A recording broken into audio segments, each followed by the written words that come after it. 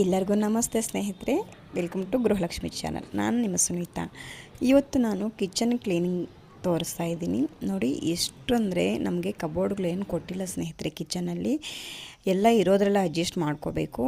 ನೋಡಿ ಎಷ್ಟೊಂದು ಕೆಲಸ ಇದೆ ಅಂದರೆ ಕಿಚನಲ್ಲಿ. ಇವಾಗ ಇದನ್ನು ಕ್ಲೀನ್ ಮಾಡೋದು ತೋರಿಸ್ತಾ ಇದ್ದೀನಿ. ಕ್ಲೀನ್ ಮಾಡಿದ್ಮೇಲೆ ಯಾವ ಲುಕ್ ಇರುತ್ತೆ, ಇದಕ್ಕೆ ಮುಂಚೆ ನಿಮ್ಗೆ ಯಾವ ಲುಕ್ ಇದೆ ಅಂತ ನೋಡಿದ್ರಲ್ಲ. ಸೊ ನೋಡಿ, ಇವಾಗ ಎಲ್ಲ ಕೆಲಸನೂ ಹೆಂಗೆ ಪಟ ಪಟ ಅಂತ ಮಾಡಬೇಕಾಗಿರುತ್ತೆ. ಪ್ರತಿಯೊಬ್ಬ ಹೆಣ್ಮಗಳಿಗೂ ಇದೊಂದು ನಿಜವಾಗ್ಲೂ ದೊಡ್ಡ ಕೆಲಸನೇ ಅಂತ ಹೇಳ್ಬೋದು. ಮನೆಯಲ್ಲಿ ಕೆಲಸ ಎಲ್ಲ ಕೆಲಸಕ್ಕಿಂತ ಕಿಚನ್ ಕ್ಲೀನಿಂಗ್ ಕೆಲಸ ಒಂದು ಮುಗ್ದೋಗ್ಬಿಟ್ಟಿದೆ ಅಂತಂದರೆ ಹೆಣ್ಮಕ್ಳಿಗಂತೂ ಮನೆಯಲ್ಲಿರುವಂಥ 3/4% ಕೆಲಸ ಕಡಿಮೆ ಆಗೋಗುತ್ತೆ ಅಲ್ಲ. ಸೊ ನನಗಂತೂ ಇದೇ ಒಂದು ದೊಡ್ಡ ಒಂದು ಸವಾಲು ಅಂತಲೇ ಹೇಳ್ಬೋದು. ಯಾಕಂದರೆ ಬೆಳಗ್ಗೆ ಎದ್ದಾಗಿಂದ ಸಾಯಂಕಾಲವರೆಗೂ ಮನೆಗೆ ಇರ್ತೀವಲ್ಲ. ಸೊ ಮನೆಯಲ್ಲಿರುವಂಥ ಮೇಯ್ನು ಅಂತಂದರೆ ಕಿಚನ್ನು ಅನ್ನೋ ಒಂದು ಕೆಲಸ ಅನ್ನೋದು ಒಂದು ಮೇಯ್ನ್ ಇಂಪಾರ್ಟೆಂಟು. ಯಾಕಂತಂದರೆ ಬೆಳಗ್ಗೆ ಮಧ್ಯಾಹ್ನ ಸಾಯಂಕಾಲ 3 ಹೊತ್ತು ಒಂದು ಹೆಚ್ಚಿನ ಒಂದು ಸಮಯವನ್ನು ನಾವು ಸ್ಪೆಂಡ್ ಮಾಡೋದು ಅಂತಂದರೆ ಕಿಚನ್ ನಾವು ಎಷ್ಟೇ ಕೆಲಸ ಆಗಿಂದಾಗಿ ಮಾಡ್ಕೊತೀವಿ ಅಂತಂದರೂ ಎಲ್ಲೋ ಒಂದು ಮೂಲೆಯಲ್ಲಿ ಏನೋ ಒಂದು ಕೆಲಸ ಇದ್ದೇ ಇರುತ್ತೆ. ನಾನು ಇವತ್ತು ಸ್ವಲ್ಪ ಲೇಸಿ ಮಾಡಿದೆ. ನೈಟು ಮಲಗಬೇಕಂತಂದರೆ ಬೆಳಗ್ಗೆ ಎದ್ದು ಗಡಿಬಿಡಿ ಮಾಡಿಕೊಂಡು ಎಷ್ಟು ಇದಾಗಿ ಕೆಲಸ ಮಾಡ್ತಾಯಿದ್ದೀರಿ ಅಂತಂದರೆ, ಸೊ ಬೆಳಗ್ಗೆಯಿಂದ ನನಗೇನು ಕೆಲಸ ಮಾಡೇ ಇರಲಿಲ್ಲ. ಬೆಳಗ್ಗೆ ಟಿಫನ್ ಮಾಡಿ ಮಕ್ಕಳನ್ನ ರೆಡಿ ಮಾಡಿ ಕಳಿಸಿ ಮಿಕ್ಕಿದ್ದೇನು ಪರ್ಸ್ನಲ್ ಕೆಲಸ ಇದ್ದು ಆಚೆ ಹೋಗಿದ್ದೆ. ಸೊ ಆದ್ದರಿಂದ ಮತ್ತೆ ಮನೆಗೆ ಬಂದು ಒಂದು 3 ಗಂಟೆ ಮೇಲೆ ನಾನು ಕೆಲಸ ಸ್ಟಾರ್ಟ್ ಮಾಡ್ತಾಯಿದ್ದೀನಿ. ಇಡ್ಲಿಗೆ ನೆನೆಸೋಗಿದ್ದೆ ಬೆಳಗ್ಗೆ, ಆದ್ದರಿಂದ ಅದನ್ನು ಸಹ ರುಬ್ಬುವಂಥ ಕೆಲಸ ಇವತ್ತಿದೆ. ಇಡ್ಲಿ ನೀವು ಸ್ಮೂತಾಗಿ ಬರಬೇಕಂತಂದರೆ ಯಾವ ರೀತಿ ನೀವು ಇಡ್ಲಿ ಹಿಟ್ಟನ್ನು ನೆನೆಸ್ಕೋಬೇಕು ಅಂತಂದ್ಬಿಟ್ಟು ನಾನು ಇನ್ನೊಂದು ವೀಡಿಯೋದಲ್ಲಿ ಶೇರ್ ಮಾಡ್ತೀನಿ ಸ್ನೇಹಿತರೆ. ಮೊದಲಿಗೆ ಕಿಚನಲ್ಲಿ ಎಲ್ಲಿಂದಲ್ಲಿ ನೀಟಾಗಿ ಎತ್ತಿಕ್ಬಿಟ್ಟು ಯಾವ ಪ್ಲೇಸಲ್ಲಿ ಏನಿರುತ್ತೆ ಅಂತಂದ್ಬಿಟ್ಟು ನೀಟಾಗಿ ಜೋಡಿಸ್ಕೊಂಬಿಟ್ಟು, ಈ ರೀತಿ ಏನಾದರೂ ಕಸ ಕಡ್ಡಿ ಮತ್ತು ಬಡಿಸ್ಕೋಬೇಕಂತಂದರೆ ಮಕ್ಕಳು ರೈಸ್ ಚೆಲ್ಲಿರ್ತಾರೆ, ಆ ರೀತಿ ಎಲ್ಲ ನೀಟಾಗಿ ಫಸ್ಟು ಒಣಗಿರೋ ಬಟ್ಟೆಯಿಂದ ಈ ರೀತಿ ಕ್ಲೀನಾಗಿ ಕಸಕ್ಕನ್ನೋದು ಒರೆಸ್ಕೊಂಬಿಟ್ಟು, ಮತ್ತೆ ಬೇಕಂತಂದರೆ ನಾವು ಕಿಚನ್ನ ನೀಟಾಗಿ ನಾವು ಏನು ಯೂಸ್ ಮಾಡ್ತೀವೋ ಅದರಲ್ಲಿ ಸ್ಕ್ರಬ್ ಮಾಡಿಕೊಂಡು ಒರೆಸ್ಕೊಂಡ್ರೆ ತುಂಬ ನೀಟಾಗಿ ಕಾಣಿಸುತ್ತೆ. ನೋಡಿ, ಎಲ್ಲ ನಾನು ತೆಗೆದು ನಾನು ಸಿಂಕ್ ತುಂಬಿಸಿದ್ದೀನಿ. ಪಾತ್ರೆಗಳಂತೂ ರಾಶಿ ಪಾತ್ರೆ ಬಿದ್ದಿದೆ ಸ್ನೇಹಿತರೆ. ಇದನ್ನೆಲ್ಲ ಯಾವ ರೀತಿ ತೊಳಿಬೇಕಂತಂದ್ಬಿಟ್ಟು ಒಂದೊಂದ್ಸಲ ನನಗೆ ಭಯ ಆಗುತ್ತೆ. ಸೊ ಆವಾಗ ನನಗೆ ನೀವು ಏನಾದರೂ ಸ್ವಲ್ಪ ಮೋಟಿವೇಟ್ ಆಗಿರುವಂಥ ವೀಡಿಯೋಗಳಾಗಲಿ ಸಾಂಗ್ ಆಗಲಿ ಕೇಳಿಕೊಂಡು ನಾನು ಈ ರೀತಿ ಪಾತ್ರೆಗಳನ್ನು ತೊಳ್ಕೊಂಡ್ಬಿಡ್ತೀನಿ. ಜಾಸ್ತಿ ಇದ್ದರೆ ಅಂತೂ ಕಿಚನಲ್ಲಿ ನನಗೆ ಪಾತ್ರೆಗಳು ಏನು ಕೆಲಸ ಮಾಡಬೇಕಂತಲೇ ತಲೆ ತೋಚಲ್ಲ. ಸೊ ನೋಡಿ, ನೀವು ಅದೇ ರೀತಿ ಮಾಡಿ. ಏನಾದರೂ ನಿಮ್ಮ ಕೆಲಸ ಮಾಡೋಕ್ಕೆ ಲೇಜಿ ಆಗಿದ್ದರೆ ಕಿಚನಲ್ಲಿ ಯಾವುದಾದ್ರೂ ನಿಮ್ಗೆ ಇಷ್ಟ ಆಗಿರೋ ಫಿಲಮ್ ಆಗಲಿ ಸಾಂಗ್ ಆಗಲಿ ಹಾಕ್ಕೊಂಡು ಕೆಲಸ ಮಾಡ್ಕೊಳ್ಳಿ. ಬೇಗ ಕೆಲಸನೂ ಆಗುತ್ತೆ, ನಮಗೊಂಥರ ಮೈಂಡ್ ಫ್ರೆಶ್ ಆಗಿರುತ್ತೆ. ಕಿಚನಲ್ಲಿ ಪಾತ್ರೆಗಳನ್ನೋದು ಎಲ್ಲಿಂದಲ್ಲಿದ್ದರೆ ಏನು ಕೆಲಸಗಳು ಆಗಲ್ಲ, ಎಲ್ಲ ಸಿಂಕಲ್ಲಿದ್ರೂ ಕೆಲಸಗಳಾಗಲ್ಲ. ಆದ್ದರಿಂದ ಸಾಮಾನುಗಳನ್ನೋದು ಎಲ್ಲೆಲ್ಲಿ ಏನೇನು ಇರಬೇಕು ಅಂತಂದ್ಬಿಟ್ಟು ಫಸ್ಟಿಗೆ ನಾವು ಎಲ್ಲ ಒಂದು ಕಡೆ ನೀಟಾಗಿ ಇಟ್ಕೊಂಡ್ಬಿಟ್ಟಿದ್ದೀವಿ ಅಂತಂದರೆ ನೈಟ್ ಆಗಲಿ ಡೇ ಟೈಮಲ್ಲಾಗಲಿ ಬೆಳಗ್ಗೆ ಟಿಫನ್ ಮಾಡೋಕ್ಕೆ ಯಾವುದೇ ಗಡಿಬಿಡಿ ಇಲ್ದಿರ ನೀಟಾಗಿ ಆರಾಮಾಗಿ ಮಾರ್ನಿಂಗ್ ಸೆಕ್ಷನ್ ಅನ್ನೋದು ಕಂಪ್ಲೀಟ್ ಆಗುತ್ತೆ. ಇನ್ನೊಂದು ಸ್ನೇಹಿತರೆ, ಕಿಚನಲ್ಲಿ ಪಾತ್ರೆಗಳು ಸಿಂಕಲ್ಲಿ ಹಾಕಿರೋಂಥ ಪಾತ್ರೆಗಳು ನಾವು ನೀಟಾಗಿ ಯಾವುದೇ ಒಂದು ಗಜಿಬಿಜಿ ಇಲ್ದಿರ ನಾವು ತೊಳಿಬೇಕಂತಂದರೆ ಫಸ್ಟು ಅದರಲ್ಲಿರುವಂಥ ಮುಸ್ರೆ ಅನ್ನೋದು ಅದೆಲ್ಲ ಎತ್ತಿ ನೀಟಾಗಿ ಒಂದು ಕವರ್ ಆಗಲಿ ಒಂದು ಡಸ್ಟ್ಬಿನ್ ಆಗಲಿ ಮೇಂಟೈನ್ ಮಾಡಿದ್ರೆ ಸಿಂಕಲ್ಲಿರುವಂಥ ಪಾತ್ರೆಗಳು ಯಾವುದೇ ಒಂದು ಇದಿಲ್ದಿರ ನೀಟಾಗಿ ಬೇಗ ವಾಶ್ ಮಾಡ್ಬೋದು. ಕರಿಬೇವು ಸೊಪ್ಪು ತಿಂದಿರುವಂತಹ ಒಗ್ಗರಣೆ ಕೊಟ್ಟಿರುವಂತಹ ಮೆಣಸಿನ್ಕಾಯಿ ಯಾವುದೂ ಇದೆಲ್ಲ ಸಿಂಕಲ್ಲಿ ತುಂಬಿಸಿ ರೈಸು ಅದು ಇದ್ದಿದ್ರೆ ನಮ್ಮ ಪಾತ್ರೆಗಳು ತೊಳೆಯೋಕ್ಕೂ ತುಂಬ ಕಷ್ಟ ಅನಿಸುತ್ತೆ. ಲೇಜಿ ಅನ್ನೋದು, ಅಯ್ಯೋ ಇದೆಲ್ಲ ತೆಗಿಬೇಕು ಇದೆಲ್ಲ ಮಾಡಬೇಕನ್ನೋ ಲೇಜಿ ಅನ್ನೋದು ನಮ್ಮ ಮೈಂಡಲ್ಲಿ ಬಂದುಬಿಡುತ್ತೆ. ಸೊ ಆದ್ದರಿಂದ ತಿನ್ನೋ ಮುಂಚೆ ತಟ್ಟೆಗಳಲ್ಲಿರುವಂಥದ್ದು ಪ್ರತಿಯೊಂದು ಮುಸ್ರೆ ಆಗಿರ್ಬೋದು, ಕರಿಬೇವು ಸೊಪ್ಪು ಏನೇ ಇರಲಿ ಅದು ಒಂದು ಡಸ್ಟ್ಬಿನ್ಗೆ ಹಾಕುವಂಥ ಅಭ್ಯಾಸನ ಮನೆಯಲ್ಲಿ ನಾವು ಮಕ್ಕಳಿಗೆ ಹೇಳ್ಕೊಡ್ಬೇಕಾಗುತ್ತೆ, ನಾವು ಸಹ ಫಾಲೋ ಮಾಡಬೇಕಾಗುತ್ತೆ. ಆವಾಗ ಸಿಂಕಲ್ಲಿರುವಂಥ ಪಾತ್ರೆಗಳು ನೀಟಾಗಿ ವಾಶ್ ಮಾಡೋಕ್ಕೆ ಒಂದು ಸುಲಭದ ಕೆಲಸ ಅಂತಲೇ ಹೇಳ್ಬೋದು. ಇವಾಗ ನಾನು ಪಾತ್ರೆಗಳು ನೋಡಿ ಎಷ್ಟೊಂದು ಫಾಸ್ಟಾಗಿ ತೊಳಿತಾ ಇದ್ದೀನಿ ಅಂತಂದರೆ, ಇಷ್ಟ ಅಲ್ದಿರ ಇನ್ನೂ ಕೆಲವೊಂದು ರೈಸು ಸಾಂಬಾರೆಲ್ಲ ತೆಗೆದಿಕ್ಕುವಂಥ ಪಾತ್ರೆಗಳಿದ್ದಾವೆ, ಅವು ಬೇರೆದಕ್ಕೆ ಟ್ರಾನ್ಸ್ಫರ್ ಮಾಡಿ ಅವನ್ನು ಸಹ ವಾಶ್ ಮಾಡ್ತಾಯಿದ್ದೀನಿ.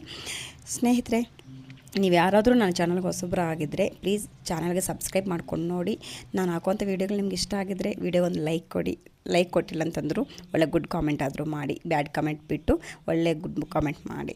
ಯಾಕಂತಂದರೆ ಮನೆಯಲ್ಲಿ ಸುಮ್ಮನೆ ಕೂತು ಏನು ಮಾಡಬೇಕು ಅಂತಂದ್ಬಿಟ್ಟು ಟೈಮ್ಸ್ ವೇಸ್ಟ್ ಮಾಡಿ ಬೇರೆಯವ್ರ ವೀಡಿಯೋಗಳೆಲ್ಲ ನೋಡಿ ಟೈಮ್ ವೇಸ್ಟ್ ಮಾಡೋಕ್ಕಿಂತ ಏನೋ ನಮಗೊಂದು ಚಾನಲ್ ಅಂತ ಕ್ರಿಯೇಟ್ ಮಾಡಿಕೊಂಡು ನಮಗೊಂದು ಐಡೆಂಟಿಫೈ ಅಂತಂದ್ಬಿಟ್ಟು ಕ್ರಿಯೇಟ್ ಮಾಡಿಕೊಂಡು ಇಷ್ಟು ಮಾತ್ರ ನಾವು ಮಾಡ್ತಾಯಿದ್ದೀವಿ. ದಯವಿಟ್ಟು ಸಪೋರ್ಟ್ ಮಾಡಿ. ಸಪೋರ್ಟ್ ಮಾಡಿಲ್ಲ ಅಂತಂದರೂ ಅಟ್ಲೀಸ್ಟ್ ಬ್ಯಾಡ್ ಕಮೆಂಟ್ ಮಾತ್ರ ಆಗಬೇಡಿ. ಇದು ಸ್ನೇಹಿತರೆ, ಇವಾಗ ಪಾತ್ರೆಗಳೆಲ್ಲ ಕ್ಲೀನ್ ಆಯಿತು ಸಿಂಕಲ್ಲಿ. ಸೊ ಇವಾಗ ನಾನು ಆಲ್ರೆಡಿ ಬೆಳ್ಳುಳ್ಳಿ ಬಿಡಿಸಿ ಈ ರೀತಿ ಬಾಕ್ಸ್ಗೆ ಇಟ್ಕೊತೀನಿ, ಬೇಗ ಕೆಲಸ ಆಗುತ್ತೆ ಅಂತಂದ್ಬಿಟ್ಟು ಅದನ್ನು ಇವಾಗ ಬಾಕ್ಸ್ ತುಂಬಿ ನಾನು ಫ್ರಿಜ್ಜಲ್ಲಿ ಇಡ್ತಾಯಿದ್ದೀನಿ. ಇವಾಗ ಎಲ್ಲ ಕೆಲಸ ಆದಮೇಲೆ ಇವಾಗ ದೋಸೆ ಹಿಟ್ಟು ಅನ್ನೋದು ರುಬ್ಬೋದಿದೆ.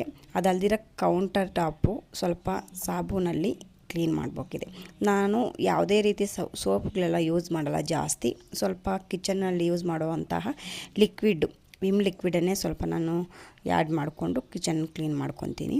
ನೋಡಿ ಇವಾಗ ನಾನು ಯಾವ ರೀತಿ ಮಾಡ್ತೀನಿ ಅಂತಂದರೆ, ನಾವು ಕಾಲಿನ ಬಾಟ್ಲಲ್ಲಿ ನಾವು ತೊಗೊಂಬಂದಿರ್ತೀವಲ್ಲ ಗ್ಲಾಸಸ್ ಕ್ಲೀನ್ ಮಾಡೋಕ್ಕೆಲ್ಲ, ಸೊ ಅದಕ್ಕೆ ನಾನು ಇವಾಗ ಸ್ವಲ್ಪ ಈ ಮನೆಯಲ್ಲೇ ಯೂಸ್ ಮಾಡುವಂಥ ಅಡುಗೆ ಸೋಡಾ ಆಗಿರ್ಬೋದು ಮತ್ತು ಅರಿಶಿನ ಆಗಿರ್ಬೋದು, ಸ್ವಲ್ಪ ಲಿಕ್ವಿಡ್ ಇಲ್ಲ ಒಂದು ಸ್ವಲ್ಪ ಶಾಂಪು ಏನಾದರೂ ಹಾಕ್ಕೊಂಡು ಈ ಒಂಥರ ಲಿಕ್ವಿಡ್ ಥರ ಮಾಡಿಕೊಂಡು ಅದನ್ನೇ ಸ್ಪ್ರಿಂಕಲ್ ಮಾಡಿ ನಾನು ಒರೆಸ್ತೀನಿ.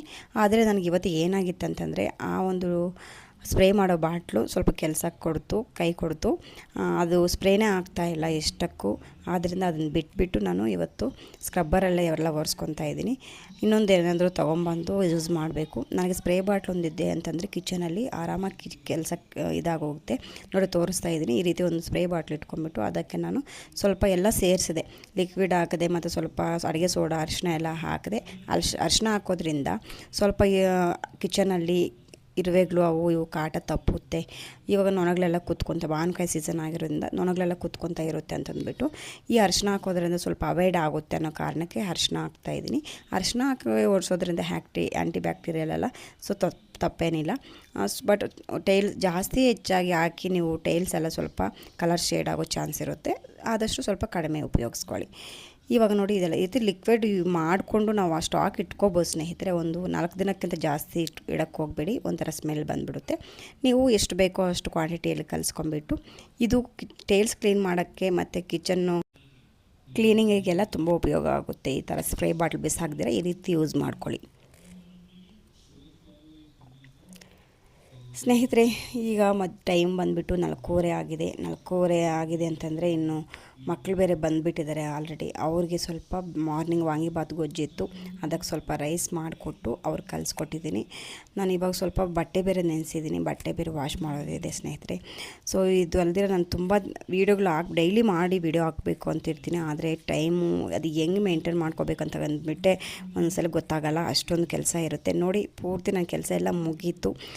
ಎಷ್ಟು ಚೆನ್ನಾಗಿ ಕಾಣ್ತಿದೆ, ಆವಾಗಲೇ ಹೇಗಿತ್ತು ಅಂತಂದ್ಬಿಟ್ಟು ನೀವೇ ನೋಡ್ತಾ ಇದ್ದೀರಲ್ಲ. ಇಷ್ಟು ಮಟ್ಟಿಗಿದ್ರೆ ಇಷ್ಟು ಪೀಸ್ಫುಲ್ಲಾಗಿ ನಾವು ಮನೆಯಲ್ಲಿ ಅಡುಗೆ ಮಾಡ್ಕೋಬೋದು. ಅಡುಗೆ ಮನೆಗಂತೂ ನೋಡಿ ಯಾವಾಗಲೂ ಇದೇ ರೀತಿ ಇಟ್ಕೋಬೇಕು ಅನ್ಕೋತೀವಿ, ಆದರೆ ಬ್ಯುಸಿಯಲ್ಲಿ ನಾವು ಕಿಚನ್ನ ಸ್ವಲ್ಪ ಒಮ್ಮೊಮ್ಮೆ ನೆಗ್ಲೆಕ್ಟ್ ಮಾಡುವಂಥ ಸಮಯ ಬರುತ್ತೆ. ಆವಾಗ ಸ್ವಲ್ಪ ನಾವೇ ಮೋಟಿವೇಟ್ ಮಾಡಿಕೊಂಡು ಈ ರೀತಿ ಕ್ಲೀನ್ ಮಾಡ್ಕೋಬೇಕಾಗುತ್ತೆ. ಎಷ್ಟೆಲ್ಲ ಜನಕ್ಕೆ ಈ ಒಂದು ಎಕ್ಸ್ಪೀರಿಯೆನ್ಸ್ ಆಗಿದೆಯೋ ನಂಗೆ ಗೊತ್ತಿಲ್ಲ. ಎಕ್ಸ್ಪೀರಿಯೆನ್ಸ್ ಆಗಿದ್ದರೆ ಕಾಮೆಂಟ್ ಮಾಡಿ. ಒಮ್ಮೊಮ್ಮೆ ಪ್ರತಿಯೊಬ್ಬರಿಗೂ ಲೇಜಿನೆಸ್ ಅನ್ನೋದು ಬಂದುಬಿಡುತ್ತೆ. ಆವಾಗ ನಾವು ಮೋಟಿವೇಟ್ ಮಾಡ್ಕೊಳ್ಳೋ ಅಂಥ ಒಂದು ಪದ್ಧತಿ ನಮ್ಮಲ್ಲೇ ಇರುತ್ತೆ. ಸೊ ನೋಡಿ ಈಗ ಸಾಯಂಕಾಲ ಒಂದು 5:45 ಹಂಗಾಗಿದೆ. ನಾನು ದೋಸೆ ಹಿಟ್ಟು ರುಬ್ತಾ ಇದ್ದೀನಿ. ದೋಸೆ ಹಿಟ್ಟು ಮತ್ತು ಇದು ನಾನು ಇಡ್ಲಿಗಂತಲೇ ನೆನೆಸ್ತೀನಿ, ಅದರಲ್ಲೇ ಒಮ್ಮೊಮ್ಮೆ ದೋಸೆನೂ ಮಾಡ್ಕೊಂಬಿಡ್ತೀನಿ. ನಾನು ಅನ್ನಕ್ಕಿರೋಂಥ ದೋಸೆ ಬ್ಯಾಟರ್ ಒಂದು 3 ದಿನಕ್ಕಾಗುತ್ತೆ. ಮಾರ್ನಿಂಗು ಒಂದಿನ ಇಡ್ಲಿ ಮಾಡ್ತೀನಿ, ಒಂದಿನ ದೋಸೆ ಮಾಡ್ತೀನಿ, ಇನ್ನೊಂದು ದಿನ ಪಡ್ಡು ಮಾಡ್ತೀನಿ. ಇಲ್ಲ ಸಾಯಂಕಾಲ ಬಂದು ಮಕ್ಕಳಿಗೆ ಏನಾದರೂ ನಮ್ಗೆ ದೋಸೆ ಹಾಕ್ಕೊಡು ಅಂತ ಕೇಳಿದಾಗ ಈವ್ನಿಂಗ್ ಟೈಮು ಸ್ವಲ್ಪ ಚಟ್ನಿ ಪುಡಿ ಇಟ್ಟಿರ್ತೀನಿ, ಅದಕ್ಕೆ ಸ್ವಲ್ಪ ಒಗ್ಗರಣೆ ಕೊಟ್ಟು ನೀರು ಕಲಿಸ್ಬಿಟ್ಟು ದೋಸೆ ಥರ ಮಾಡಿಕೊಡ್ತೀನಿ. ಈ ರೀತಿ ದೋಸೆ ಹಿಟ್ಟು ಅನ್ನೋದು ಸ್ವಲ್ಪ ರೆಡಿ ಮಾಡಿ ಇಟ್ಕೊಂಡ್ಬಿಟ್ರೆ ಮನೆಯಲ್ಲಿ ನಮಗೆ ಅವ್ರು ಬೇಕಂತ ಅಂದಾಗ ಆರಾಮಾಗಿ ನಾವು ದೋಸೆಗಳನ್ನ ಹಾಕ್ಕೊಡ್ಬೋದು. ಅದ್ರ ಜೊತೆಗೆ ಸ್ವಲ್ಪ ಉಪ್ಪಿನಕಾಯಿ ಇಲ್ಲ ಚಟ್ನಿ ಪುಡಿನೋ ಮಾಡಿ ಇಟ್ಕೊಂಡಿದ್ರೆ ಯಾರು ಬಂದ್ರೂ ದಿಢೀರ್ ಅಂತಂದ್ಬಿಟ್ಟು ಟಿಫನ್ ಥರ ಕೊಡೋಕ್ಕೆ ಸ್ವಲ್ಪ ಈಸಿಯಾಗಿರುತ್ತೆ. ಆದ್ದರಿಂದಲೇ ನಾನು ದೋಸೆ ಹಿಟ್ಟು ಅನ್ನೋದು ಯಾವಾಗಲೂ ನಾನು ಖಾಲಿ ಆಗಿದ ತಕ್ಷಣ ನಾನು ದೋಸೆಗೆ ಹಾಕಿ ಇಡ್ಲಿ ದೋಸೆ ಬ್ಯಾಟರ್ ರೆಡಿ ಮಾಡಿ ಇಟ್ಕೊಂಡಿರ್ತೀನಿ. ಈ ಫ್ರಿಜ್ಜಲ್ಲಿ ಯಾವಾಗಲೂ ಸ್ಟಾಕ್ ಇರುತ್ತೆ ಸ್ನೇಹಿತರೆ. ನೀವು ಸಹ ಇದೇ ರೀತಿ ಫಾಲೋ ಆಗಿ. ನಿಮಗೂ ಟಿಫನ್ ಮಾಡೋಕ್ಕೆ ಮತ್ತು ಮನೆಯಲ್ಲಿ ಏನೂ ತಿನ್ನೋಕ್ಕಿಲ್ಲ, ಈಗ ಏನು ಸಾಂಬಾರು ಮಾಡೋದು ಏನು ಅಂತಂದ್ಬಿಟ್ಟು ತಲೆ ಕೆಡಿಸ್ಕೊಳ್ಳೋ ಬದಲು ಈ ರೀತಿ ದಿಢೀರಂತ ಮಾಡ್ಕೊಂಡು ತಿನ್ಕೊಂಬಿಡ್ಬೋದು. ಇವಾಗ ದೋಸೆ ಹಿಟ್ಟು ರುಬ್ತಾ ಇದ್ದೀನಿ. ಇನ್ನೊಂದು ಏನಂತಂದರೆ, ನಾನು ಯಾವಾಗಲೂ ಒಂದು ಬಾಕ್ಸಲ್ಲಿ ಹಾಕಿಡ್ತಾಯಿದ್ದೆ. ಇವತ್ತು ಆ ಬಾಕ್ಸಲ್ಲಿ ನಾನು ಗೋಧಿ ಹಿಟ್ಟು ತುಂಬಿಸಿಕ್ಕಿದ್ದೀನಿ. ಅದಕ್ಕೆ ದೋಸೆ ಹಿಟ್ಟು ಹಾಕೋಕ್ಕೆ ಏನಪ್ಪ ಮಾಡೋದು ಅಂತಂದ್ಬಿಟ್ಟು ಮಾಡ್ತಿದ್ದೆ. ಸೊ ಇವನು ನೋಡಿ ನನ್ನ ಮಗ ಕಟ್ಟಿಂಗ್ ಮಾಡಿಸ್ಕೊಂಬರ್ರಿ ಅಂತಿದ್ದರೆ ಇವಾಗ ಈ ಟೈಮಲ್ಲಿ ಬೇಡ ನಾನು ನಾಳೆ ಹೋಗ್ತೀನಿ ಅಂತಂದ್ಬಿಟ್ಟು ಪೋಸ್ಟ್ ಮಾಡಿಕೊಂಡೇ ಬರ್ತಾಯಿದ್ದೇನೆ. ಆ ಶರ್ಟ್ಗೊಂದು ಗತಿ ಕಾಣಿಸ್ತಿದೆ ನೋಡಿ. ಚೆನ್ನಾಗಿದೆ, ಅದು ಎಲಾಸ್ಟಿಕ್ ಥರ ಇದೆ ಶರ್ಟ್. ಅದನ್ನು ಜಗಿಸಿ ಒಂದು ಅಷ್ಟು ಉದ್ದ ಮಾಡೇ ಬಿಟ್ಟು ನಾವು ಮಕ್ಕಳೇ ಎಷ್ಟು ಸ್ನೇಹಿತರೆ. ಅವನಿಗೆ ಇಷ್ಟ ಆಗಿರೋ ಶರ್ಟ್ ಆದರೆ ಏನು ಮಾಡಿದ್ರೆ ನೋಡಿ, ಇಷ್ಟ ಇಲ್ಲದ್ರೆ ಶರ್ಟ್ ಏನಾದರೂ ಕೊಟ್ಟಿದ್ದೀನಿ ಅಂತಂದರೆ ಅದನ್ನು ಬಿಚ್ಚು ಅಂತ ಹೇಳೋವರೆಗೂ ಅವನು ಅದೇ ರೀತಿ ಅದನ್ನು ಏನೋ ಒಂದು ಮಾಡೋಕ್ಕೆ ಟ್ರೈ ಮಾಡ್ತಾನೆ ಇರ್ತಾನೆ. ನೋಡಿ ಕಟಿಂಗ್ ನೋಡಿ ಸ್ನೇಹಿತರೆ ಎಷ್ಟು ಉದ್ದ ಇದೆ ಅಂತಂದ್ಬಿಟ್ಟು, ಆದರೂ ಅವ್ನಿಗೆ ಅದೇ ರೀತಿ ಇಷ್ಟ ಅಂತ ನಾನು ಅದಕ್ಕೆ ಹೇಳ್ತಾ ಇದ್ದೀನಿ, ಜುಟ್ಟು ಹಾಕ್ಕೊಂಬಿಡು ನೀನು ಆರಾಮಾಗಿ, ಹೆಣ್ಮಕ್ಳ ಥರ ಕಾಣ್ತೀಯ, ಚೆನ್ನಾಗಿರುತ್ತೆ, ಅದು ಒಂದು ಟ್ರೆಂಡ್ ಅಲ್ವೇನೋ, ಮಾಡ್ಕೊ ಅಂತ ಹೇಳ್ತಾ ಇದ್ದೀನಿ. ಸೊ ಅವನು ಬೇಡ ಬಿಡು ಮಮ್ಮಿ ನಾಳೆ ಹೋಗ್ತೀನಿ ಅಂತಿದ್ದಾನೆ. ಸರಿ ಹಿಂಗೆ ಪೋಸ್ಟ್ಪೋನ್ ಮಾಡ್ಕೊಂಡು ಹೋಗ್ತಾ ಇರು, ಸ್ಕೂಲ್ ಕಡೆಯಿಂದ ಕಂಪ್ಲೇಂಟ್ ಬರಲಿ ಮತ್ತೆ ನಿಂಗೆ ಮಾಡ್ತೀನಿ ಅಂತಂದ್ಬಿಟ್ಟು ವಾರ್ನಿಂಗ್ ಕೊಡ್ತಾಯಿದ್ದೀನಿ. ಸೊ ಈಗ ಅವರು ಮಕ್ಳಿಗೆ ರೈಸ್ ಮಾಡಿಕ್ಕಿದ್ನಲ್ಲ ವಾಂಗಿಬಾತ್ಗೆ, ಸೊ ವಾಂಗಿಬಾತ್ ಸ್ವಲ್ಪ ಕಲಿಸ್ಕೊಟ್ಟು ತಿನ್ನಿರಿ ಅಂತ ಹೇಳ್ತಾ ಇದ್ದೀನಿ. ಇನ್ನು ಇವಾಗ ತಿಂದಿದ್ದಾರೆ ಅಂತಂದರೆ 5 ಗಂಟೆ ಇಲ್ಲಿ, ಮತ್ತು ನೈಟ್ 9-9:30 ಹಂಗೆ ತಿಂದರೆ ಲೈಟಾಗಿ ತಿನ್ಕೊತಾರೆ, ಇಲ್ಲ ಹೊಟ್ಟೆ ಹಸಿತಾ ಇಲ್ಲ ಅಂದರೆ ಒಂದು ಗ್ಲಾಸ್ ಹಾಲು ಕುಡಿದು ಮಾಡ್ಕೊತಾರೆ. ಇದು ಸ್ನೇಹಿತರೆ ಇವತ್ತಿನ ನಮ್ಮ ಒಂದು ಈವ್ನಿಂಗ್ ವಿಡಿಯೋ ಅಂತಲೇ ಹೇಳ್ಬೋದು. ದೋಸೆ ಹಿಟ್ಟು ರೆಡಿ ಆಯಿತು. ಈಗ ನನ್ನ ಅಮ್ಮ ಉಪ್ಪಿನಕಾಯಿ ಕೊಟ್ಟು ಕಳಿಸಿದ್ದು, ಅದಕ್ಕೆ ಒಗ್ಗರಣೆ ಹಾಕೋದಿದೆ. ನನ್ನ ವಿಡಿಯೋ ನಿಮ್ಗೇನಾದರೂ ಇಷ್ಟ ಆಗಿದ್ದರೆ ಲೈಕ್ ಮಾಡಿ, ಶೇರ್ ಮಾಡಿ ಸ್ನೇಹಿತರೆ. ಸಿಗೋಣ ಮುಂದಿನ ಸಂಚಿಕೆಯಲ್ಲಿ ಇನ್ನೊಂದು ವಿಡಿಯೋ ಜೊತೆ. Thank you so much. Bye bye.